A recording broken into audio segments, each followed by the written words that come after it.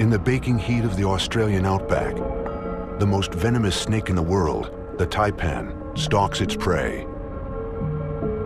700 times as toxic as a rattlesnake, the taipan's bite packs enough poison to kill more than 60 humans. As it enters a rat's burrow, it's armed and dangerous. In an instant, it strikes. In seconds, the rat begins convulsing, its internal organs under assault by a complex mix of toxins that ensures its death. Venom. If you're a snake, having venom is a great asset because it means that you can grab an organism, inject it with venom, and then let it go, and you don't have to fight with it. For hundreds of millions of years, the world's top predators have relied on speed, or their size and sheer strength, to overpower their victims. But venom shifts the balance of power. When we think of natural selection and evolution, we think of animals chasing each other and needing to be fast or needing to be strong. But venom changes the rules a little bit. It means that the small can defeat the big. It means that the slow can beat the fast. Inside a tiny drop of venom, there's a minefield of toxins, a sea of exotic chemicals, some bafflingly complex, others so strange it's taken scientists years and millions of dollars to copy just one. Venom is such a potent and successful weapon, it has evolved at least 10 separate times within dramatically different animals. From the stinging cells of jellyfish, like the Portuguese man-o'-war, to the dripping fangs of the funnel-web spider. There are venomous insects, venomous sharks, and even a venomous mammal, the platypus. So how did such a vicious weapon evolve? The answer may lie in a lab in Australia. Any investigation of venom must start with the animals that have killed more humans than any other: snakes. The scientist in charge is Brian Fry, the world expert on the evolution of snake venom. It's a magnificent snake. Collecting venom is laborious and dangerous. All right. For Fry, a day at the office can involve milking up to 50 different species of snakes. Every one of them a killer. This is the Australian mulga snake. So this is a brown snake. What we've got here this time is a death adder. They're actually related to the cobras. So what we're doing is we're milking all of these snakes so that we can have the venom to study in the laboratory. You have to get the venom, obviously, from only one source. It's got a good little yield on him. That's something you see a lot of variation in snake venom, is the color of it. Sometimes the process goes wrong. Like I had one bite from one of these kinds of snakes where it bit, swung the fang, stuck it in, swung the other fang, stuck it in, swing, and just walked across my hand. I had a series of puncture wounds going across it. That was fun. A dose of anti-venom saved Fry's life. But every year, 125,000 people die from snake bites. No anti-venom works for all snake bites because venom is so incredibly varied. Venom is the ultimate in the movable feast, where not only do you get big variations from one species to another, but even within the geographical range of a single species, you can get quite pronounced differences in the venom composition, where they might have a different menu, you might say.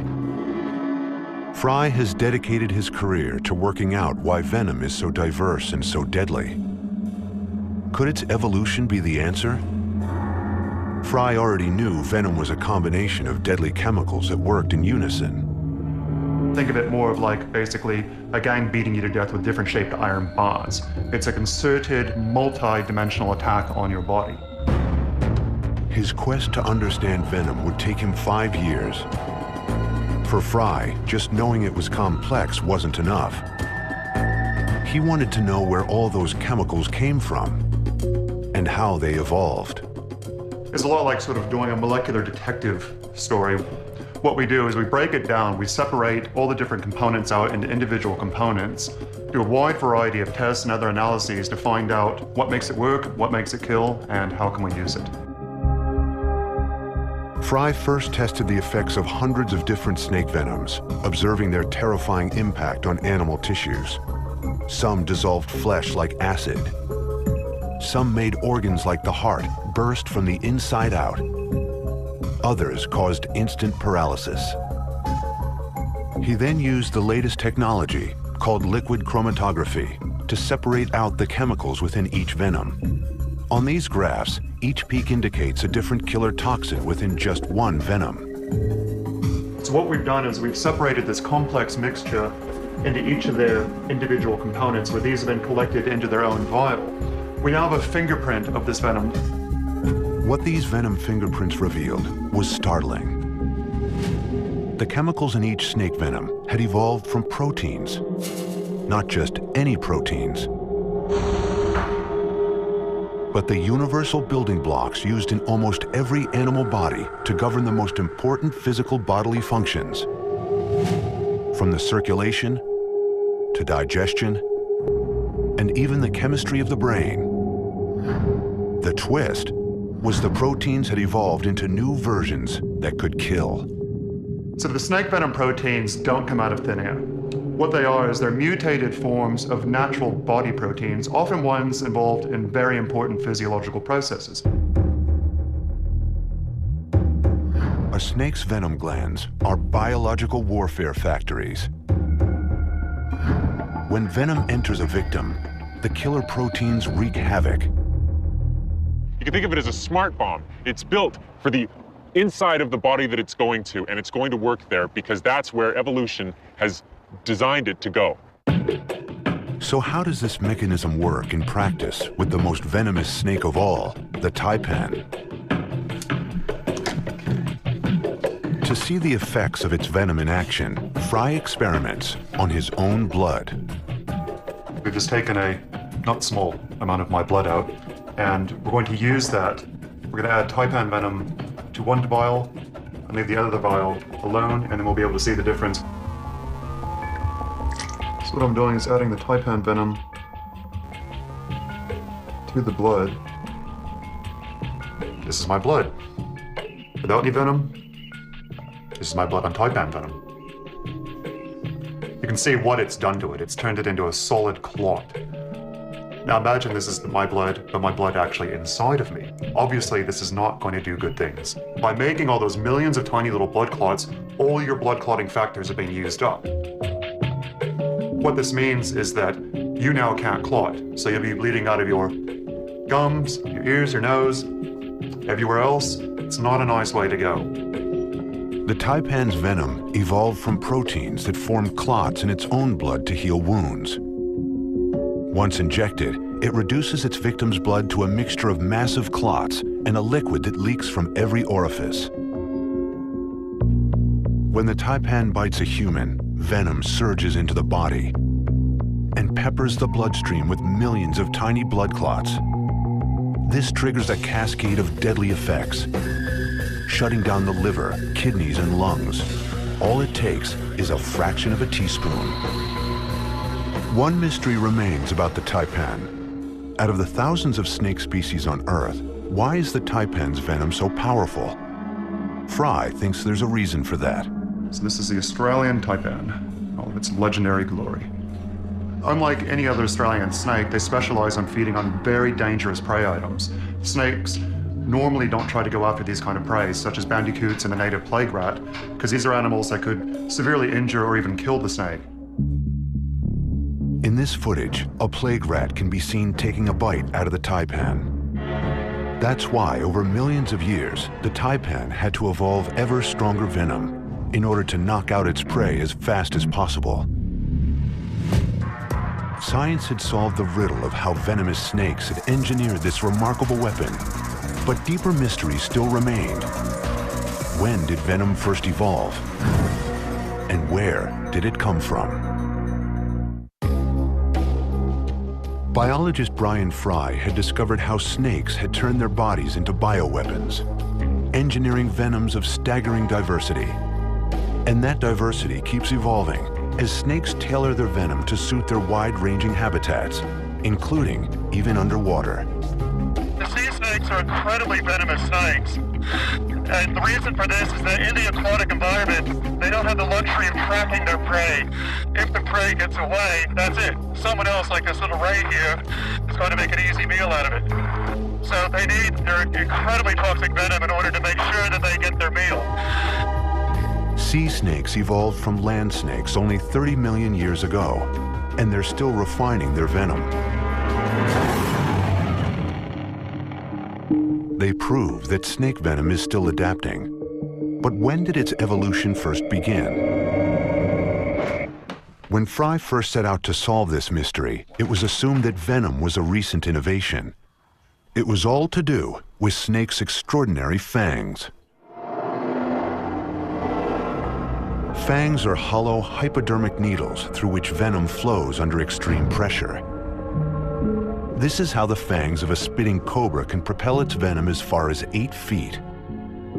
They're so perfectly engineered to deliver venom that it was assumed fangs and venom had to have evolved together. But when Fry inspected the fangs of modern snakes, he found something intriguing. 3 major groups of snakes had evolved very different fangs.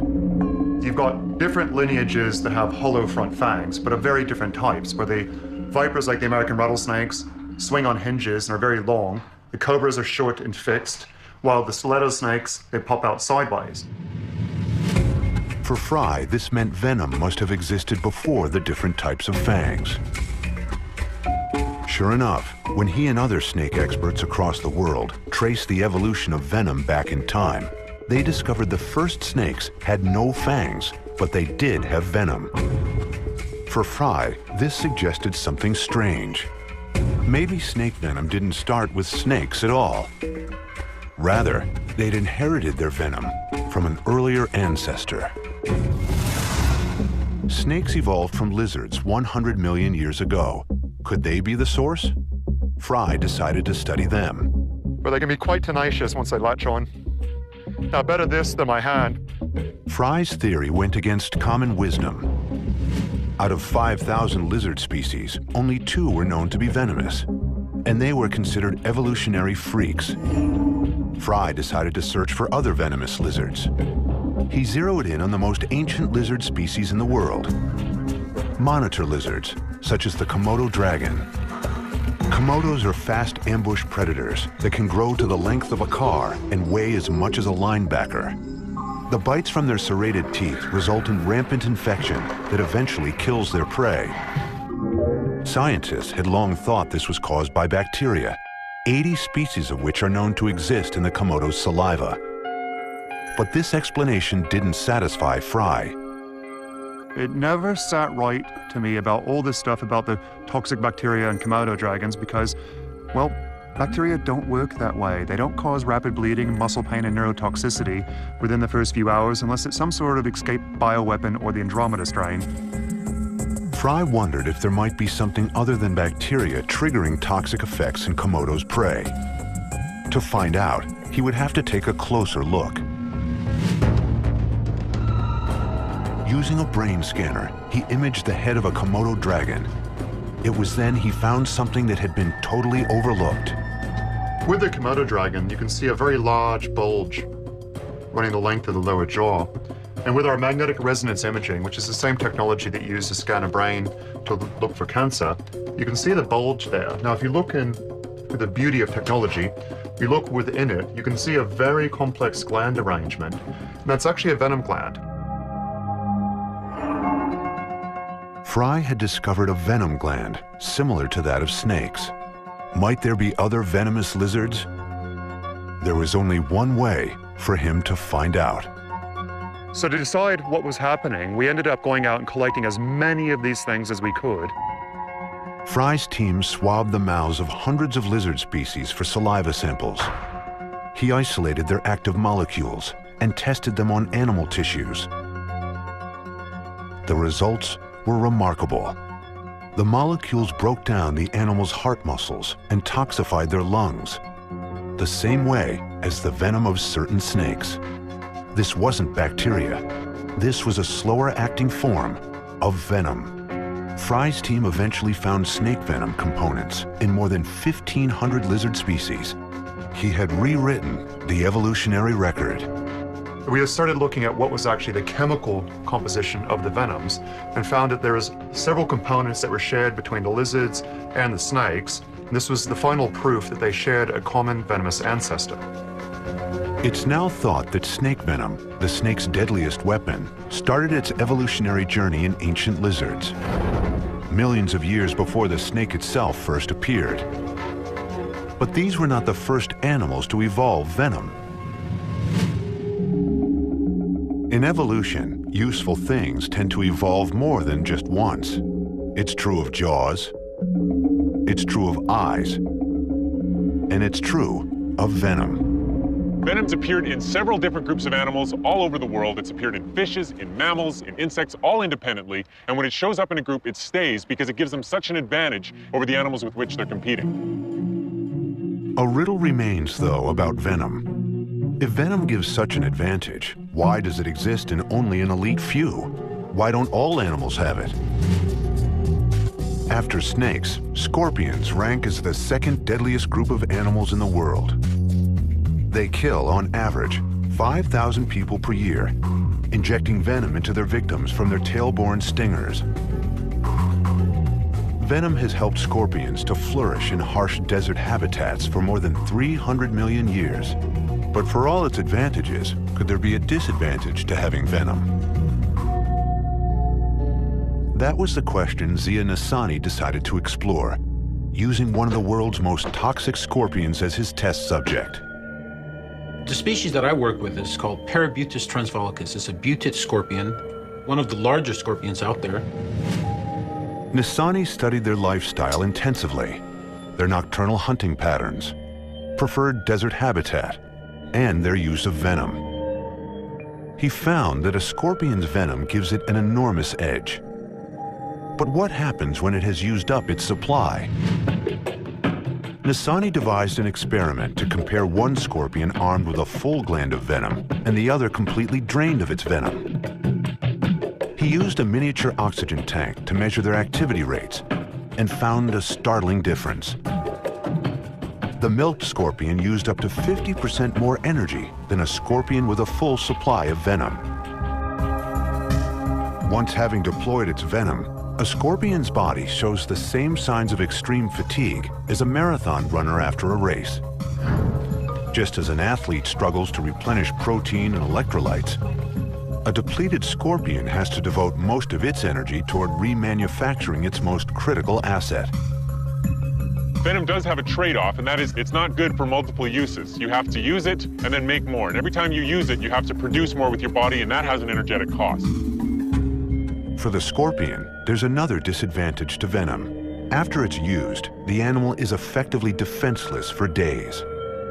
When their venom is completely depleted, till day 4, they have to be very cautious in their foraging habits because they're susceptible to predation. Also, they have to limit themselves to capturing smaller prey items, so that leaves them at a competitive disadvantage. These drawbacks may explain why venom is not more common in the animal kingdom.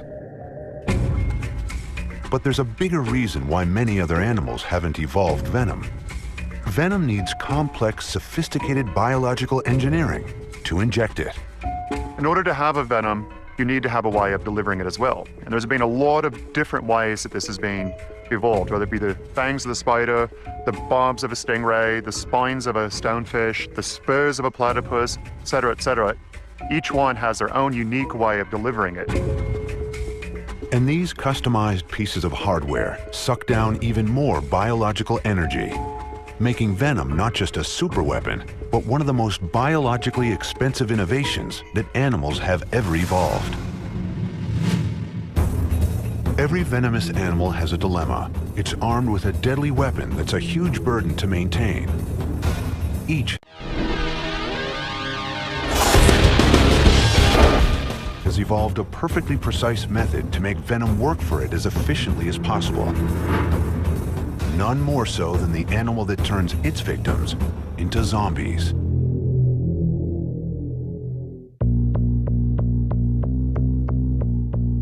An elite group of venomous insects, ounce for ounce, carries more chemical weaponry than any other animal. Each of them has evolved its own deadly delivery mechanism. Stings to pierce flesh, fangs to mangle prey. Insect venom is a world of elaborate microengineering. And one insect has taken that to the extreme, twisting its venom for a diabolical purpose that's like something out of science fiction, turning another animal into a zombie. These are the emerald jewel wasps.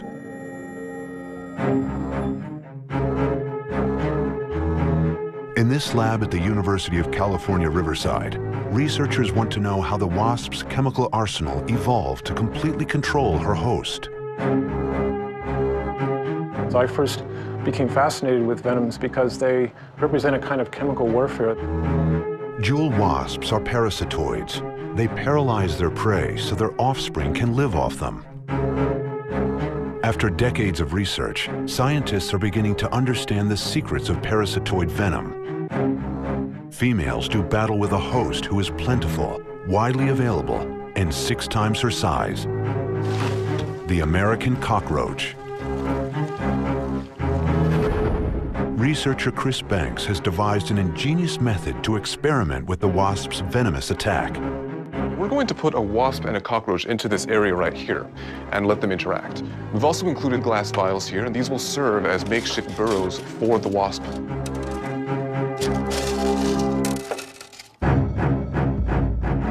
An unsuspecting host is first introduced to the arena.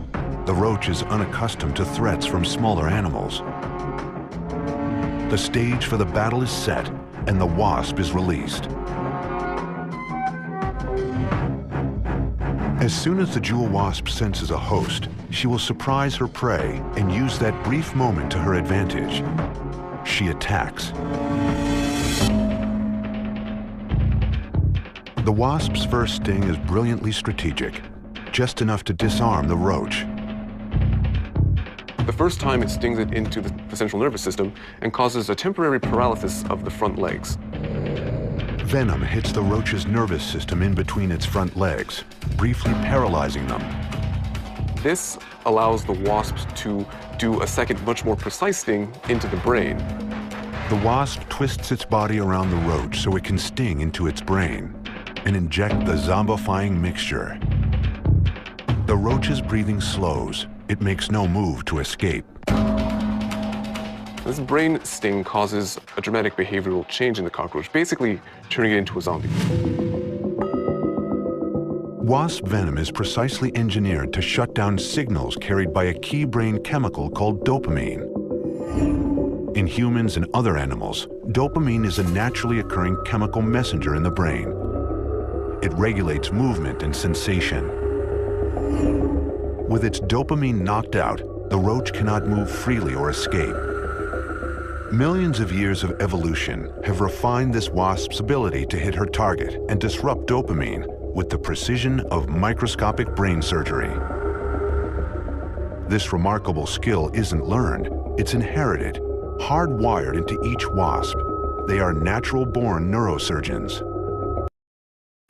To regain some of the energy the wasp has lost through things, the antennae and takes a drink. Refueled, the wasp leads her cargo to a burrow.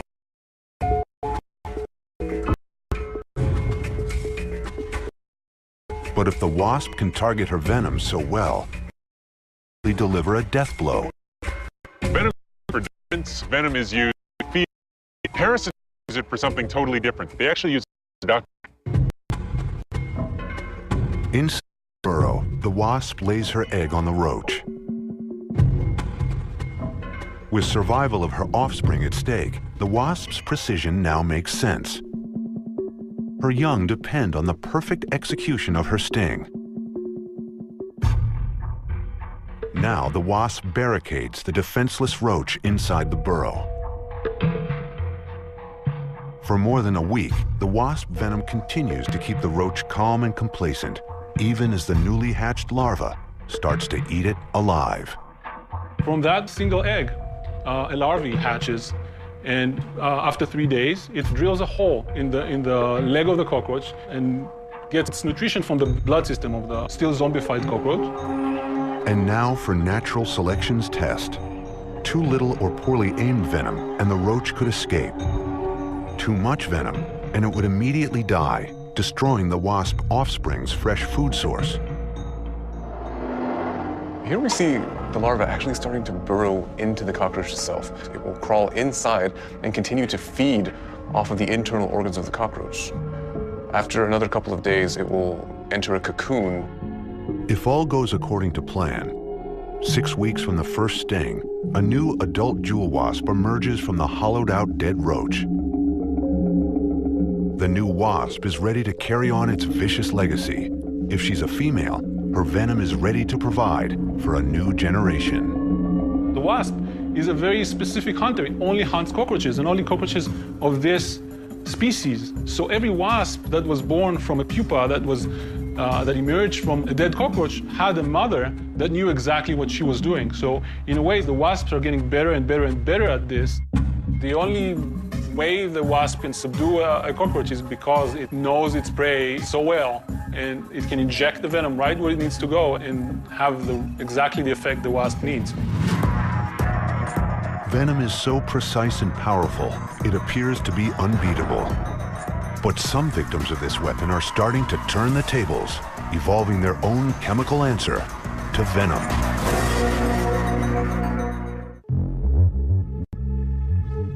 The venom of a rattlesnake is so powerful, it could kill a human. This should spell certain death for the snake's smaller prey. But one intrepid animal has shown it can absorb a full-on strike and survive. How is it possible that a pint-sized mammal can defeat venom? In the forests and foothills of Northern California, 2 scientists, Don Owings and Dick Koss, have ringside seats to this extraordinary encounter as a deadly predator is about to be confronted. In one corner, the California ground squirrel, and in the other, its nemesis, the northern Pacific rattlesnake. Here, take this noose. There we go. Now get him. Whoa, whoa, whoa, whoa. Easy. Oh, okay. Squirrels are these snakes' #1 target, and these are their favorite kind, the pups, tucked away in their underground burrows. These snakes do eat a lot of ground squirrel babies. We're watching her poor mom with babies, and she had 2 different entrances to her burrow, and there was a rattlesnake at each one of them. And she was battling to get past them so she could get her babies out and transfer them to another burrow system. After she had transferred several pups, a 3rd rattlesnake arrived at this new burrow system where she was moving her pups to. Ground squirrels should be very afraid, but some of them have learned to fight back. You're seeing these squirrels that are really brave and go up to a rattlesnake being bitten and then it's continuing to fight. Owings and Koss wanted to maximize their chances of seeing snake-squirrel encounters up close. They found an area loaded with squirrel burrows and positioned a rattlesnake right in the heart of it. Now this guy is tethered, he can't go anywhere, but he behaves in a way that is as natural as you can hope. And the squirrels will find him very attractive, and they should be popping up out of these burrows right over here. And we should get some action pretty quickly. At mid-morning, the squirrels emerge from their burrows to find food. Little do they realize, their main predator is within striking distance. All the while, the scientists film the encounter. Okay, he's coming in from the right. All right, I'm moving up. All right, can you get him over there? And you can see the snake's moving a little bit. And I've got him in view. Suddenly, a squirrel spies the snake. The squirrels go on high alert. Astonishingly, they don't flee. They stand their ground and then move toward the snake. When a squirrel first spots a rattler, it stares intensely at it. And then very often it initiates an approach. Typically that includes pauses with tail flagging until it gets very close to the snake. Then sometimes it extends its body toward the snake, begins to investigate it, circles around the snake, sometimes tries to get to the tail region to take a bite out of the tail.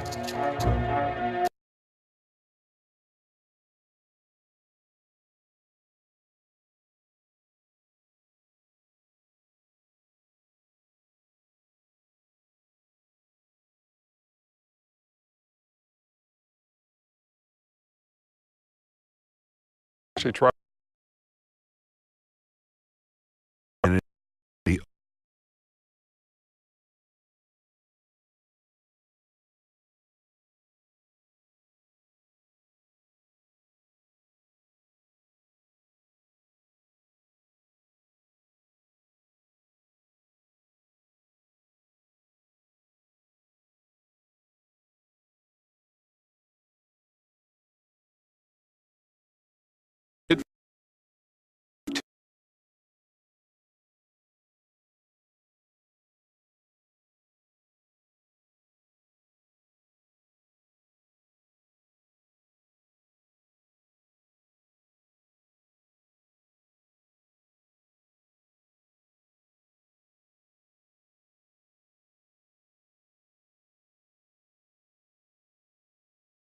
Since this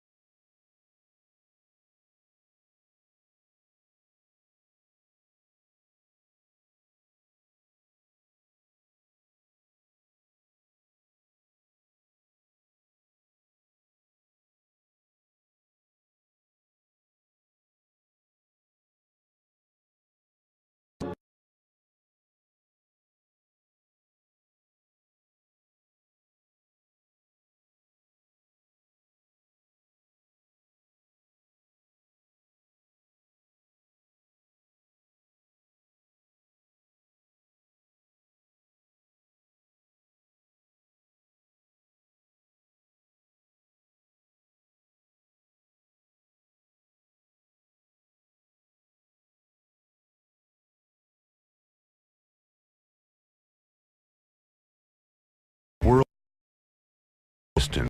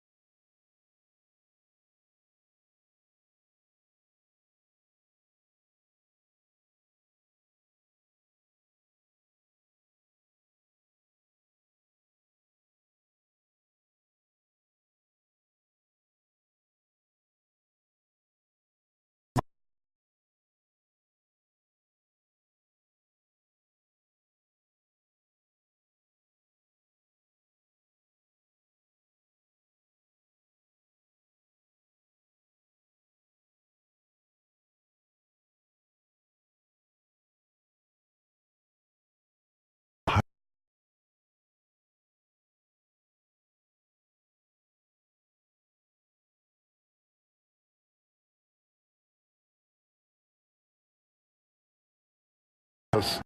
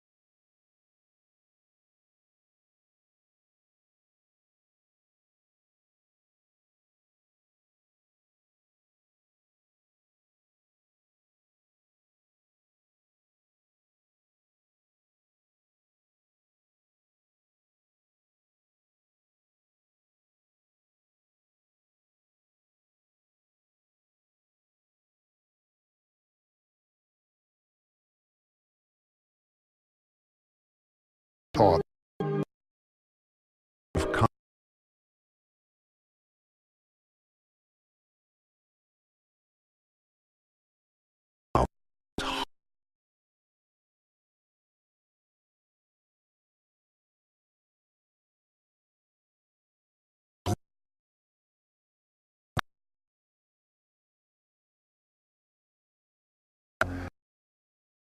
Relax.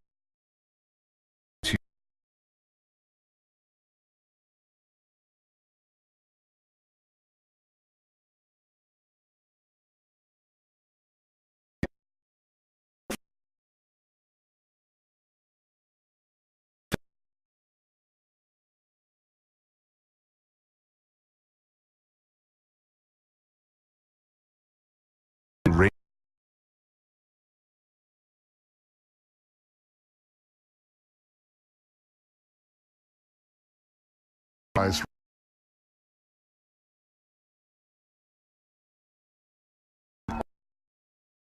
Open the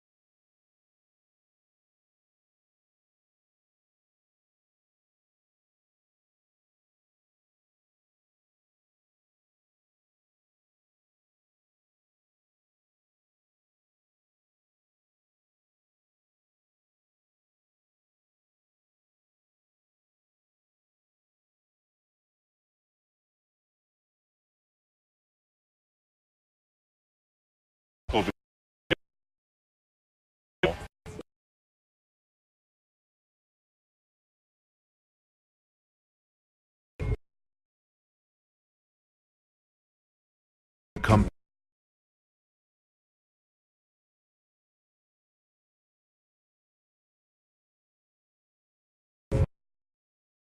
No.